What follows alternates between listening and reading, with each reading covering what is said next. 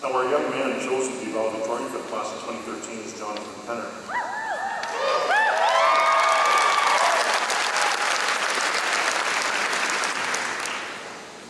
This French immersion man of old Pearson is often working in the background. He's leader in our band, he's involved himself in any of the filming aspects of what we've been doing.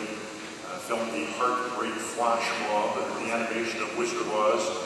Was part of a team of students who created the Calgary Police Service award-winning video advertisement for distracted driving. And with his creative drive, he is heading to the Vancouver Film School, which is an internationally recognized ticket into the film industry. He's going to be there to study the 3D animation and visual effects. And again, likely leading to a placement in the film industry, perhaps at a studio like ILM that does the 3D for various Star Wars films. Graduates, your valedictorian, Jonathan Penner.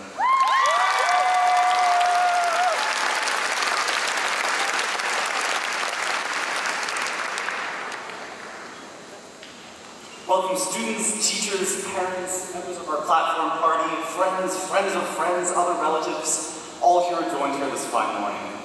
This is the day that 12 years ago seemed unimaginably far away, but as it approached, it became more and more tantalizing.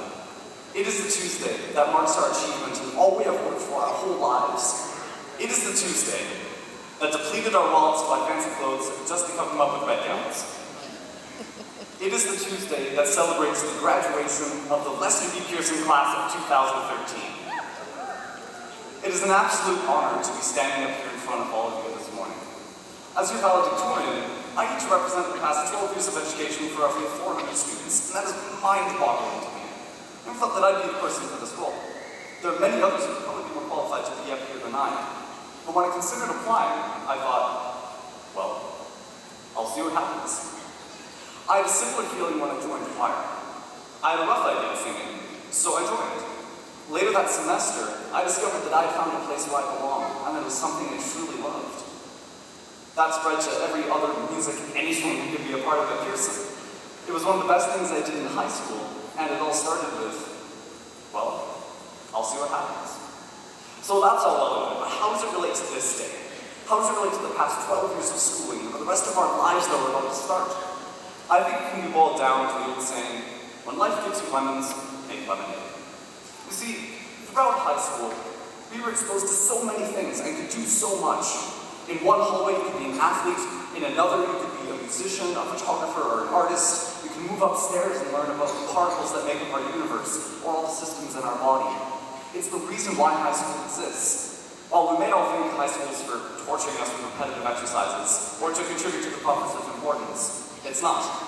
It's to show thousands of students every year some of the things life has to offer. It lays the cards on the table, and it's up to us to make the right move. But if you don't find what we're looking for, go fish. You're bound to get that card you need to help complete that set, and get closer to rising above and winning the game. You see, life presents us with many, many things. Some are bad, but some are great.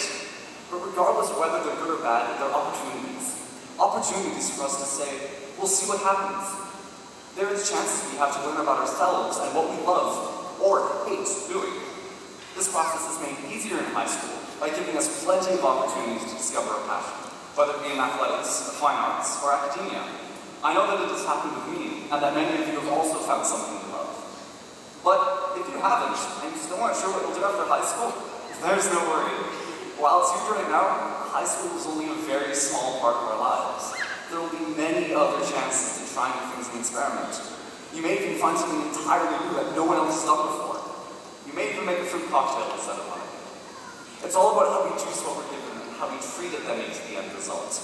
A bruised apple still makes good juice, and overly sour lemons still have their seeds for us to plant. If we can see the good in every opportunity, then we can truly reap the fruits of life and make something wonderfully sweet. However, in our journey of discovering our passions, we are not alone. In this discovery process, it's the people around us and our teachers, in or out of high school, that help us along the way and introduce us to new things. I did not find my love of singing on my own. It was with the help of my friends and all those in my life who supported me and introduced me to my newfound passion. They are part of the ignition of our spark. Once we find something that ignites that spark in our minds, it is up to us to pursue it. While everything around us may seem dark, and while it may be of many different colors and varieties, that one spark is what will drive us and illuminate our path. If we follow our flaming passion, we'll see that what was once in shadow is really a bright world of wonder. It's been proven time and time again that those who work in the field they love will perform better, and more importantly, will be happier people. This is why in English we're told to write a diploma essay on the text we like. They'll end up doing a better job.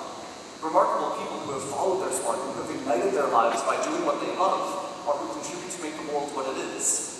And when we go out into life beyond the walls of Pearson, it is our time to find our passion, our own spark, and pursue it. For when we do, the world's potential for awesomeness increases. So while today marks the closing of only high school, it is still a remarkable day. It represents all of our work and efforts these past 12 years, the countless tin cups and drink trays used, and the commencement of a new time for all of us. If I were to give you one small piece of advice, it would be that after high school, see what life throws at you, and find what you like. If you don't find anything immediately, don't worry, because life has a ton of things it can throw.